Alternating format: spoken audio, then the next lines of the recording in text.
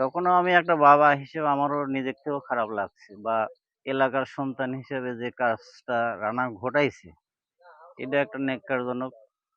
এখন বিষয়টা হলো, ও তখন যেরকম খারাপ লাগছে এখনো ওরকমই, যখন ওনার যতই খারাপ হোক, এটা রায় যখন ঘোষণা হয়ে গেছে সরকার পক্ষ থেকে, এখনো হয়তো সেটাই খারাপ লাগতেছে। সোহেল বছর তিনেক আগে গ্রাম থেকে চলে গেছে, মানে ঋণের দায়ে চলে যাওয়ার পর মানে এলাকা আসে না, দ্বিতীয় কাজ করেছিল, চলে আসে। এখন যেটাই শাস্তি আছে এখন সবাই মাইনে লওয়া লিখবি। আমি আপিল চাই, আমার চাল বাড়িতে শুকাইছে, আমার চাল নিয়ে যে চাল নিয়ে করে কিনে খাই। আমার বেটা যদি আল্লাহ হায়াত দারাজ করে আপিল করে যদি ঘুরে আসে, আসুক। আমার তুই আমি তুই করছিস, আমার চাল আসবি না, না আসুক, আমার চাল আসুক। আমি মা, আমার কলজে ফাইটে যাচ্ছে, আমি বুঝতে পারছি বাবা। আমরা সওয়াল অপরাধ করেছি, আমি রাষ্ট্রের কাছে সওয়ালের জান ভিক্ষা চাই, আপিল চাবো বা ইয়ে চাইছি। আমার তো টাকা পয়সা নাই যে আমি যা আপিল করতে পারবো, কিন্তু এটা বললে কি কোনো ফায়দা হচ্ছে কি? আপিল আমার করার দশা, আমার টাকা পয়সা নাই, কিছু নাই। এখন যদি সরকার খরচপাতি দিয়ে যদি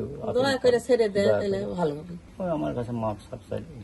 কেন মাপ চাইলো, কি বললো কালকে করে? আব্বা আমি অপরাধ করেছি, আমাকে ক্ষমা করে দিন।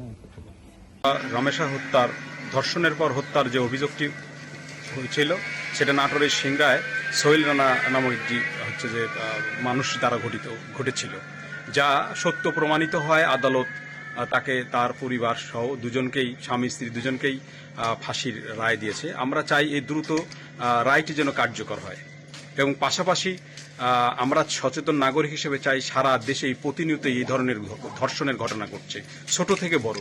আমরা চাই 5 কার্য দিবসের মধ্যে যে ঘটনাটি বিরল, বাংলাদেশের বুকে বিরল হয়ে থাকবে, ঠিক তেমনিভাবে সারা বাংলাদেশেই এই ধর্ষণ রোধে আমরা খুব দ্রুত অন্যান্য যেগুলো মামলা আছে সেগুলো রায় বাস্তবায়ন দেখতে চাই।